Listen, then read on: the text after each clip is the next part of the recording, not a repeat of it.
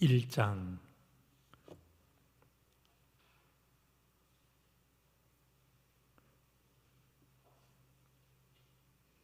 17절부터 27절까지입니다.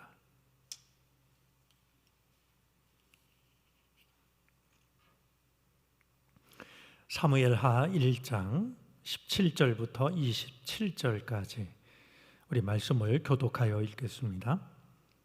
다윗이 이 슬픈 노래로 사울과 그의 아들 요나단을 조상하고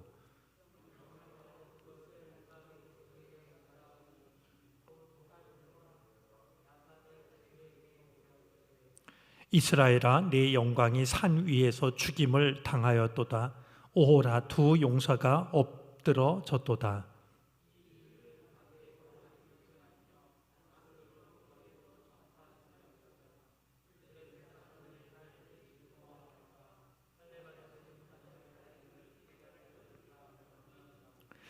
길보아 산들아, 너희 위에 이슬과 비가 내리지 아니하며 재물 낼 밭도 없을지어다.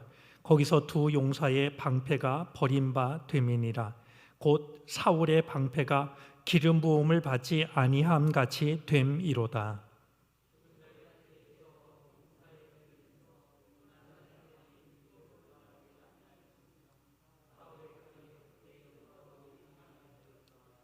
사울과 요나단이 생전에 사랑스럽고 아름다운 자이러니 죽을 때에도 서로 떠나지 아니하였도다. 그들은 독수리보다 빠르고 사자보다 강하였도다.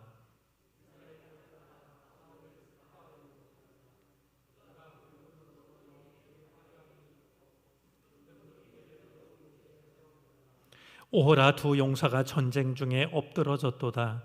요나단이 네 산 위에서 죽임을 당하였도다.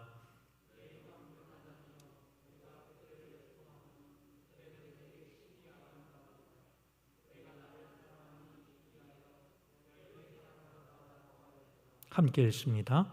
오호라, 두 용사가 엎드러졌으며 싸우는 무기가 망하였도다 하였더라. 아멘. 가라앉는다 싶었던 코로나가 다시 창궐하고 있습니다. 이제는 그 이름을 따라가기도 이러다간 변이종 이름을 따라가는 것도 어렵지 않을까 싶을 만큼 우리가 예상하지 못한 그런 일들이 이어지고 있습니다. 이제 조금만 더 견디면 이 시간에 끝을 볼 수 있지 않을까? 조금만 더 걸어가면 어둠의 터널을 이제는 빠져나가는 게 아닐까? 교회는 교회대로 이제 대면 예배를 좀 마음껏 드리게 됐고, 또 우리 교회학교 어린이들도 모처럼 이제 모이기 시작해서 이렇게 좀 끝나면 좋겠다 이런 생각이 정말 간절했는데, 우리의 기대와는 다르게 코로나 확진자 숫자는 정말 깜짝 놀랄 만한 수치를 기록하고 있고, 또 전에 듣지 못했던 새로운 이름의 변이종이 퍼지고 있다라는 이런 이야기를 듣게 됩니다. 무엇보다 우리 모든 교우들에게 주님의 위로가 함께 하시기를 바랍니다. 이야기를 듣는 것만으로도 마음이 무겁고 마음이 많이 힘드실 거라고 생각을 합니다. 서로가 좀 태연한 척하지만 사실 많이 지쳐 있고 많이 정말 약해져 가고 있는 우리들의 내면을 우리는 어쩔 수가 없습니다. 늘 주님의 위로가 필요했지만 지금은 더욱더 주님의 위로하심이 필요한 때라고 여겨집니다. 감당할 수 있는 인내를 우리에게 허락해 주시기를 바라고요. 우리가 평소에는 우리들의 믿음이 얼마나 강한지를 몰랐지만 오히려 이런 일을 통해서 어떤 일이 다가와도 내가 믿음을 지켜내는, 그래서 우리의 믿음이 결코 약한 것이 아니었구나라고 하는 것을 스스로 확인할 수 있는 그런 좋은 기회가 되어졌으면 좋겠습니다. 우리 교우들에게 위로가 되었으면 하는 마음으로 재단 배너를 한동안 이렇게 우리의 기도 제목을 담아서 제단 배너를 걸고 있습니다. 이번에 저희가 대림절을 맞으면서 걸었던 배너에는 두 가지 우리들의 믿음의 고백 그리고 기도의 제목이 담겨져 있습니다. 우리 한번 우리에게 주시는 주님의 위로라고 생각하면서 한번 같이 한번 읽어볼까요? 먼저 이쪽에 있는 건데요. 하나님께는 먼 곳이 없습니다. 우리 한번 따라서 해보겠습니다. 하나님께는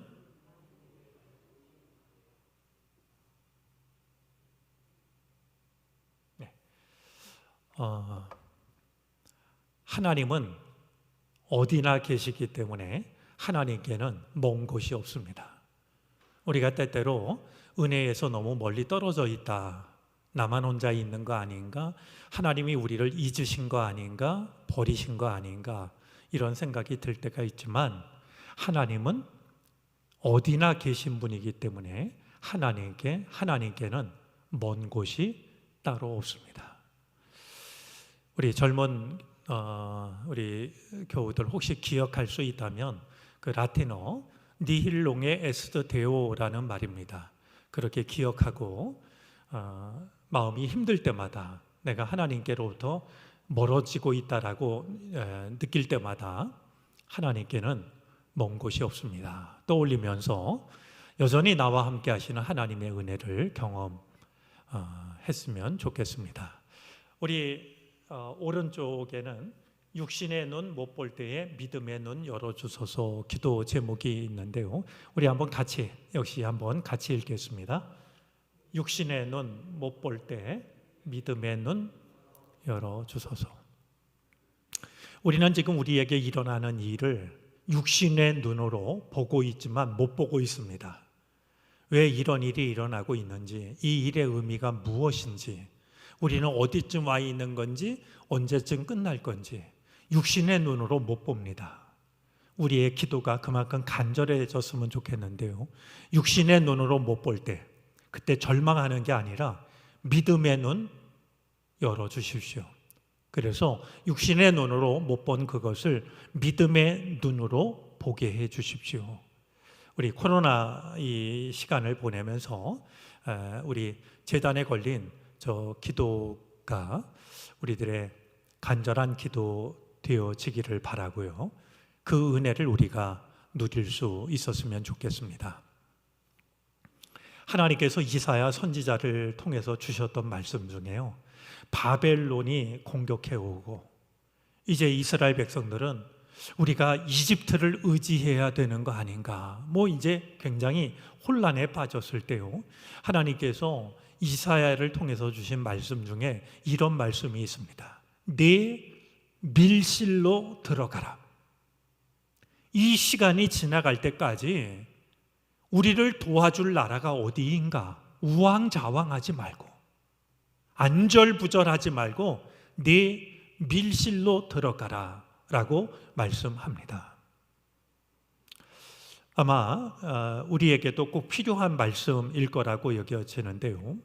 참 어려운 때를 보내고 있지만 이럴 때일수록 우리가 우왕좌왕하지 말고 밀실로 들어가는, 그래서 밀실로 들어가서 문을 닫고 그곳에 계신 하나님을 만나 뵙는 이런 은혜가 우리에게 어느 때보다도 필요하다 생각이 됩니다. 나의 도움이 어디서 올까? 그렇게 우리가 방황하고 약해지고 흔들리고 그러지 말고 이 어려울 때, 환난의 때일수록 밀실로 들어갈 수 있는, 이어지는 말씀을 보면요, 우리가 밀실로 들어가면은요, 지금 어려움이 많고 할 일이 많은데 내가 밀실로 들어가면 이거 어떡하나 그런 생각할 수 있는데요. 이어지는 말씀을 보면 참 놀라운 말씀이 이어집니다. 우리가 밀실로 들어가면은요, 하나님이 나서십니다. 그러니까 우리는 너무나도 우리의 힘으로 감당할 수 없는 일을 두고 쩔쩔매고 있고 누가 나를 도와줄까 이런 생각으로 사방을 두리번거리는데요. 주님의 대답은 밀실로 들어가라는 거예요. 그러면 하나님이 나서신다. 빌 하이벨스 목사님이 자주 했던 얘기 다시 한번 떠올려도 좋을 것 같습니다. 우리가 일하면 우리가 일하는 것이지만 우리가 기도하면 하나님이 일하신다. 우리가 일하면 우리가 일하는 건데 우리가 기도하면 하나님이 일하신다는 겁니다. 우리 참 어려운 때 보내고 있는데요. 우리의 믿음이 결코 약한 믿음이 아니라고 하는 것, 우리 스스로 확인하는 그런 의미 있는 시간이 되어질 수 있게 되기를 바랍니다. 자, 오늘 성경 말씀은 사울과 그의 아들 요나단의 죽음을 두고 다윗이 슬픈 노래를 부르고 있는 장면입니다. 오늘 이 단락의 제목을 보면은요, 다윗이 슬픈 노래로 사울과 요나단을 조상하다 이렇게 되어져 있습니다. 조상하다라는 단어가 이제 17절에도 나와 있는데요, 조상이라는 말은 우리가 흔히 쓰는 말은 아닙니다. 조상이라는 말은 누군가가 장례를 치를 때 위로의 말을 건네는 게 조상한다. 우리로 말하면 이제 조문한다 그런 뜻입니다. 자, 슬픈 노래라고 설명하고 있는데요, 여기서 슬픈 노래라는 이 말은 역시 장례 때 슬픈 소리로 우는 것을 나타냅니다.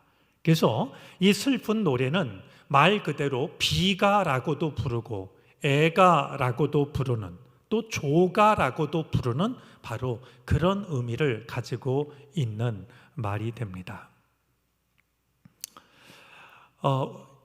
사울과 요나단이 전사를 당했을 때 다윗이 두 사람의 죽음을 애도하고 있는데요, 슬픈 노래를 부르고 있습니다. 자, 그런데 오늘 말씀을 보면 이 다윗은 진심으로 사울과 요나단의 죽음을 슬퍼하면서 그 슬픔을 노래합니다. 여러분, 이 단순한 사실이요, 우리의 삶을 돌아보게 합니다.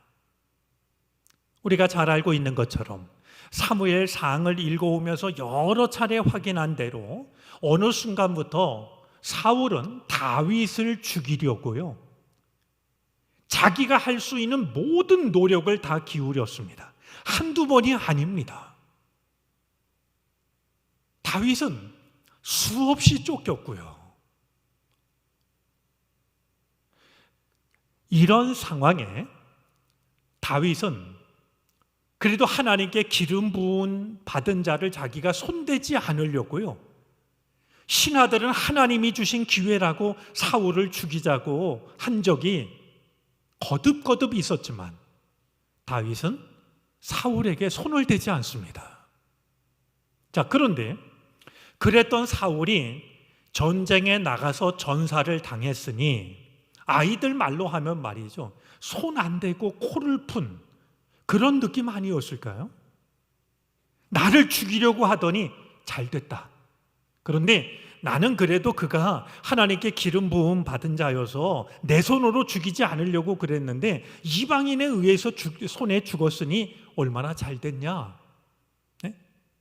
그냥 고소하게 여길 수 있는 그런 상황이었을 겁니다. 근데 오늘 말씀을 보면은요, 다윗은 자기를 죽이려고 그렇게 애를 썼던 사울의 죽음을 두고서 진심으로 애도하고 있습니다. 오늘 성경에 보면 오호라라는 말이 19절, 25절, 27절 반복되고 있는 것을 확인하게 됩니다. 오호라라는 이 말은 말 그대로입니다. 탄식하는 거 아닙니까? 마치 비명을 지르듯이 말이죠. 슬픔을 표현하는 탄식인데요, 히브리어도 아하흐라는 탄식입니다. 그러니까 우리로 말하면 오호라랑 거의 비슷한 그런 건데요, 혹은 어쩌나 이런 뜻입니다. 애통해하는 그 마음을 있는 그대로 그냥 터져 나오는 소리입니다.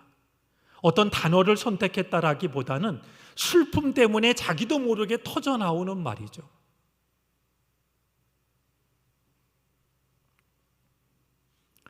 뿐만 아니라 역시 19절, 25절, 27절을 보면 두 용사가 엎어졌도다. 반복해서 이 사울과 요나단의 죽음을 애도하면서 말이죠. 두 용사가 엎어졌다라는 사실을 이때 되풀이하고 있습니다. 22절과 23절 말씀을 보면 사울과 요나단의 전성기 때를 회고합니다. 그들을 예를 들면 사울이 자기를 죽이려고 했다고 해서 사울을 폄하하는 것이 아니고 사울을 욕하는 게 아니고요. 그들이 얼마나 뛰어난 용사였던가 하는 것을 떠올리고 있습니다. 24절 말씀을 보아도 이제 이 여인들에게 말이죠. 사울이 했던 공로를 이야기를 합니다. 그래도 우리가 사울이 있어서 우리가 누렸던 은혜가 있었다라는 사실을 언급하고 있습니다. 이렇게 다윗이 사울과 요나단의 죽음을 애도하고 있는 그 마음의 밑바닥에는요, 중요한 생각이 하나 있습니다. 개인적으로는 자기를 죽이려고 하는 사울이 사실은 다윗도 얼마나 미웠겠어요. 얼마나 싫었겠어요. 근데 막상 이 사울과 요나단이 죽자 진심으로 애도를 하는 게요, 20절 말씀에 보면요, 이 일을 가드에도 알리지 말며 아스글론 거리에도 전파하지 말지어다. 블레셋 사람들의 딸들이 즐거워할까? 할례 받지 못한 딸들이 개가를 부를까 염려로다. 아무리 개인적으로는 나를 미워하고 나를 죽이려고 했다 할지라도 이스라엘의 왕이었던 사울이 죽음으로 인하여서 할례 받지 못한 자, 이거는 이스라엘 백성들이 이방인을 낮춰서 부르는 말이죠. 그런 말인데요, 이방인들이 사울의 죽음을 두고서 좋아할까 봐 말이죠.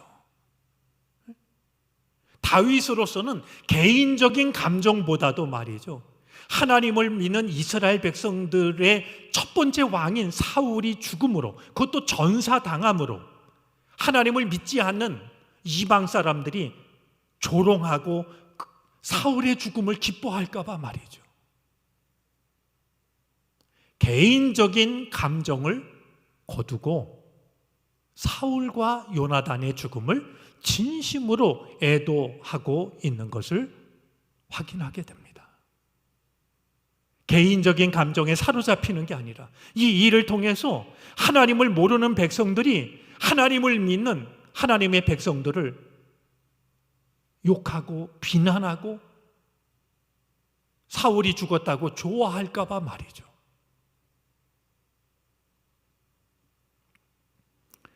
자, 이 길보아, 사울과 요나단이 죽은 길보아 산에 대해서도 저주를 합니다. 오늘 21절 말씀인데요, 길보아 산들아 너희 위에 이슬과 비가 내리지 아니하며 재물 낼 밭도 없을지어다. 거기서 두 용사의 방패가 버림바 됨이니라 말합니다. 이 길보아라는 이 말은요, 그 말의 뜻이 땅에서 솟아나는 우물이라는 뜻으로 비옥한 땅을 말합니다. 그런데 다윗은 바로 그 산에서 사울과 요나단이 죽었기 때문에 이제 그 땅은 저주받은 땅이 되어야 한다라고 말이죠. 이렇게 이방인들이 사울의 죽음을 기뻐하지 못하도록 하고 그들이 쓰러진 그 땅이 이름대로라면 땅에서 물이 솟아나는 우물이 있고 비옥한 땅이지만 이제 그 땅은 저주받은, 버림받은 땅이 되어야 마땅하다라고. 이렇게 사울과 요나단의 죽음을 슬퍼하며 애도하고 있는 겁니다. 우리가 한 가지 좀 생각하고 싶은 게 있습니다. 누군가의 슬픔에 공감하고 공명하는 능력이 사랑이자 믿음입니다. 믿음이 따로 있고 말이죠. 누군가의 아픔을 함께 아파하는 마음이 따로 있는 게 아니라요. 다른 사람의 슬픔을 함께 진심으로 아파할 줄 아는 그 능력이 바로 사랑이기도 하고 믿음이기도 하다는 거예요.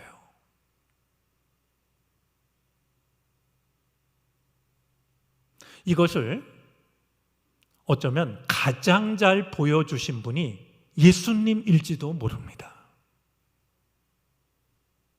우리 성경을 봐도요, 전도서 7장 4절 말씀입니다.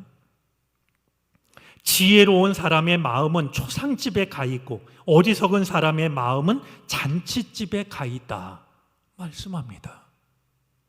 어리석은 사람의 마음은 잔치집에 가 있고요, 지혜로운 사람의 마음은 초상집에 가 있다는 거예요. 어디 가면 내가 맛있는 거 먹을까? 어디 가면 재밌을까? 어디 가면 신날까? 이게 아니라요. 내가 위로할 사람이 누굴까? 내가 가서 손잡아줘야 될 사람이 누굴까? 사도 바울도 아마 예수님의 마음을 그렇게 느꼈겠죠. 그래서 사도 바울은 로마서 12장 15절에서 우리가 잘 알고 있는 말씀을 권면합니다. 기뻐하는 사람들과 함께 기뻐하고 우는 사람들과 함께 우십시오. 여러분, 다윗은요, 이 마음을 가지고 있었던 거예요. 그렇기 때문에 우리가 시편에 그 많은 시편들을 보면 이 다윗이 아픈 사람들, 약한 사람들, 쫓기는 사람들, 그들의 마음을 가지고 하나님께 기도를 드리고 있는 다윗의 여러 시편들을 우리는 만날 수가 있게 되는 겁니다.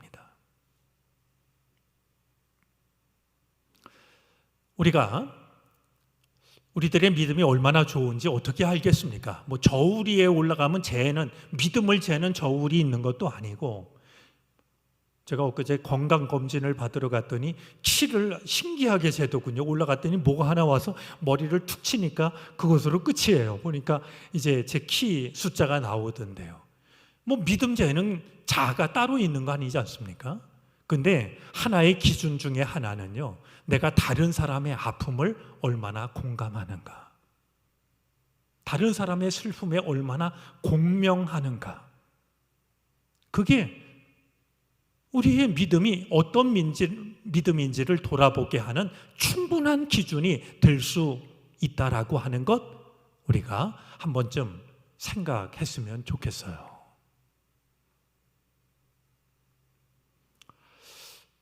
자, 그런데요, 다윗이 지금 사울과 사울의 아들 요나단의 죽음을 애도하고 있지만, 이 다윗이 느끼는 슬픔의 정점은 요나단에 있습니다.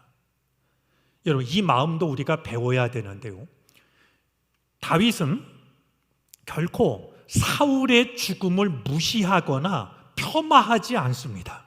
진심으로 애도해요. 그러면서도 요나단의 죽음을 더욱 슬퍼합니다.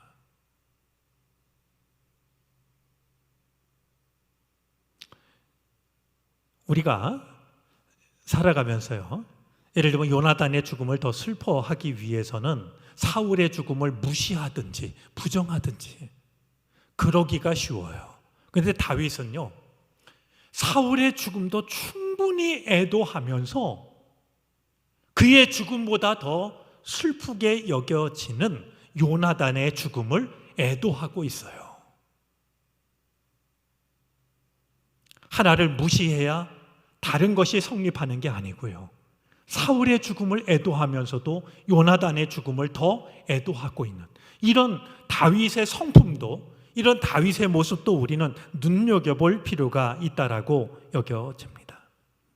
자, 이 요나단의 죽음을 두고 다윗은 26절에서 오늘 말씀의 제목이기도 한데요, 이렇게 말하고 있습니다. 내 형 요나단이여, 내가 그대를 애통함은 그대는 내게 심히 아름다움이라. 그대가 나를 사랑함이 기이하여 여인의 사랑보다 더하였도다. 여러분, 사실은요, 이 말씀을 두고서 호사가들은, 말하기 좋아하는 사람들은요, 뭐라고 말했냐면 다윗과 요나단이 동성애자다. 이거 뭐 그냥 제가 가볍게 농으로 하는 게 아니고요, 동성애 얘기가 나올 때마다 성경에도 이런 게 있다라고 하면서 자주 얘기되는 게 바로 이 다윗과 요나단입니다.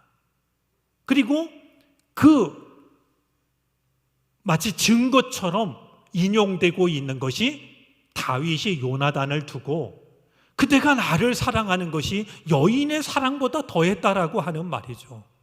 이 성경 본문을 이제 동성애의 어떤 근거처럼 이야기를 하고는 합니다. 그들로서는 그럴듯한 추정일진 모르지만 참으로 가볍기도 하고 무책임하기도 하고 난폭하기도 한 생각이라고 여겨집니다. 자, 둘 사이의 이 우정은요, 우정 이상의 우정이었어요. 다시 한번 우리가 살펴볼까요? 요나단은 사울 왕의 아들입니다. 사울이 죽으면 다음으로 왕이 될 수 있는 유력한 사람이에요. 근데 백성들이 지금 누구를 좋아하냐면 다윗을 좋아해요. 그러면은 요나단과 다윗의 관계는 보통의 경우라고 하면 정적입니다. 정치적인 적 말이죠. 우리 대통령 선거를 앞두니까 정말 저 사람들 우리 역사에 자기 이름이 어떻게 기록될지 정말 코딱지만큼이라도 생각을 하고 있는 건가, 이런 생각이 들어요. 그냥 그 자리 하나만 차지하면 된다는 생각을 가지고요,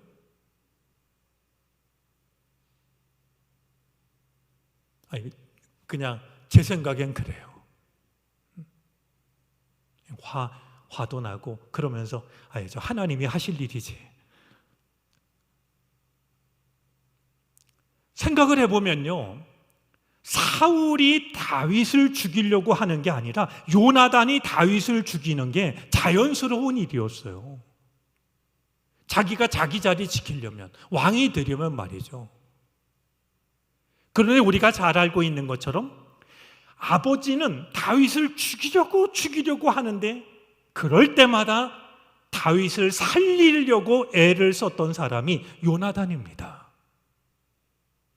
참 기이하지 않습니까? 신분과 조건을 다 뛰어넘는 말이죠. 나의 이익, 나의 욕심, 나의 야망 다 뛰어넘는, 그래서 다윗의 말처럼요, 여인의 사랑보다 더 놀라운 사랑이었어요.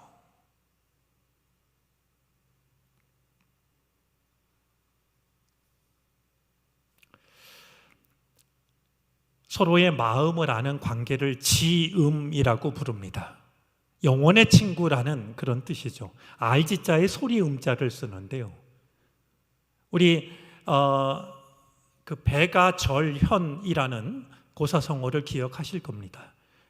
이 검은고를 배가가 기가 막히게 타는데요, 이 배가가 검은고를 타면 그의 아주 친한 친구인 종자기는요, 지금 무엇을 검은고를 타는지 다 느끼는 거예요. 아는 거예요. 어떤 걸 연주해도 친구 종자기는 그 자기 친구의 배가의 연주를 다 알고 다 느낍니다. 그런데 어느 날 종자기가 세상을 떠나요. 그러자 배가가요, 자기가 가지고 있던 검은고를 부숴버리고 줄을 끊어버려요. 그리고 다시는 검은고를 안 타냈다는 거예요. 나의 연주를 유일하게 알아주던 친구가 세상을 떠났다고 말이죠. 그래서 마음을 알아주는 이 관계를 지음이라고 불러요. 여러분, 이 다윗은요, 우리에게 우리 삶을 돌아보게 해요. 여러분, 우리들 주변에 아는 사람 많잖아요. 친한 사람 많잖아요. 동료 있어요. 그런데 다윗과 요나단처럼 모든 관계를 뛰어넘는 여인의 사랑보다 더한 마음을 나누는 사람이 우리에겐 누굴까요?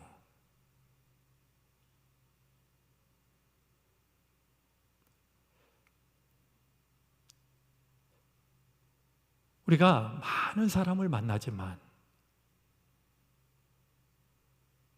모든 관계를 다 뛰어넘는 이익, 명예, 야망, 그 모든 것을 뛰어넘는 이 다윗과 요나단과 같은 여인의 사랑보다도, 이성 간의 사랑보다도 더 큰 사랑을 나누는 관계가 과연 우리에게 존재하는가?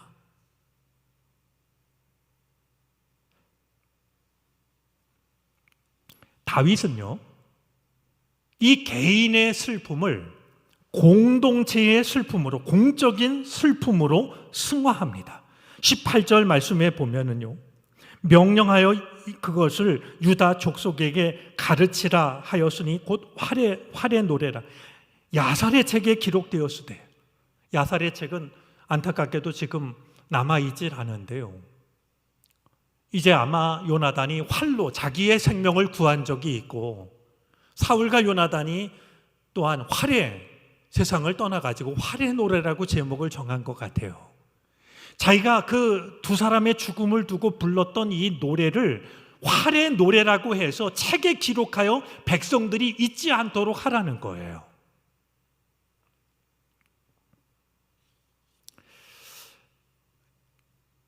슬픔과 고통을,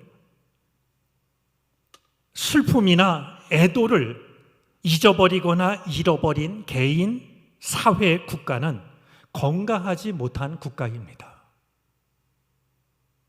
슬픔을 존중하는 사회가 건강한 사회입니다. 한 개인의 슬픔은 공동체의 슬픔이 돼야 됩니다. 오늘 이 다윗이 사울의 죽음을 진심으로 슬퍼하면서 그것을 개인의 슬픔으로만 간직한 것이 아니라 이걸 책에 기록해서 보존하라고, 모두의 슬픔이 되게 하라고 말하고 있는 것을 우리가 생각해 보면서 두 가지를 좀 마음에 담았으면 좋겠습니다. 우리에게 다윗이 고백한 대로 여인의 사랑보다 더 큰 사랑, 이 소중한 관계가 회복되었으면 좋겠습니다. 그리고 누군가 한 사람의 아픔이 우리 모두의 아픔으로 느껴졌으면 좋겠습니다. 다윗이 사울의 죽음을 두고서 잘 됐다고 박수를 친 것이 아니라 진심으로 아파했던 것처럼 말이죠. 어려운 때를 지나고 있는데 이럴 때일수록 우리들 서로의 관계가 그냥 형식적인 관계, 의무적인 관계, 그게 아니라 그 모든 것을 뛰어넘는 여인의 사랑보다 더한 그런 관계가 되어졌으면 좋겠고요. 한 사람의 아픔이, 한 사람의 슬픔이 우리 모두의 아픔과 슬픔이 되는 그런 믿음의 공동체가 되어질 수 있게 되기를 바랍니다. 지금은 어느 때보다도 그런 마음이 더 필요한 때라고 여겨집니다.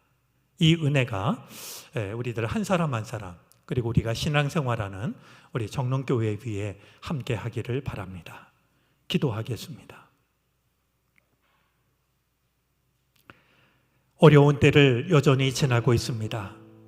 어디쯤 와 있는지, 언제 벗어날 수 있는지 우리는 아무것도 모릅니다. 우리에게는 어떤 답도 없습니다. 주여, 우리를 불쌍히 여겨 주시옵소서. 이제 우리에게 서로를 소중히 여길 수 있는 마음을 주시옵소서. 누군가 한 사람의 아픔이 모두의 아픔이 되게 하여 주시고, 누군가의 슬픔이 우리 모두의 슬픔이 되게 해 주옵소서. 그렇게 이 고난의 시기를 이겨낼 수 있는 우리 모두가 되게 해 주옵소서. 이 밤 주께 나와싸우니 우리의 마음을 어루만지시고 하늘의 위로와 평안으로 채워 주옵소서. 예수 그리스도의 이름으로 기도를 드립니다. 아멘. 우리 주신 말씀을 기억하면서 함께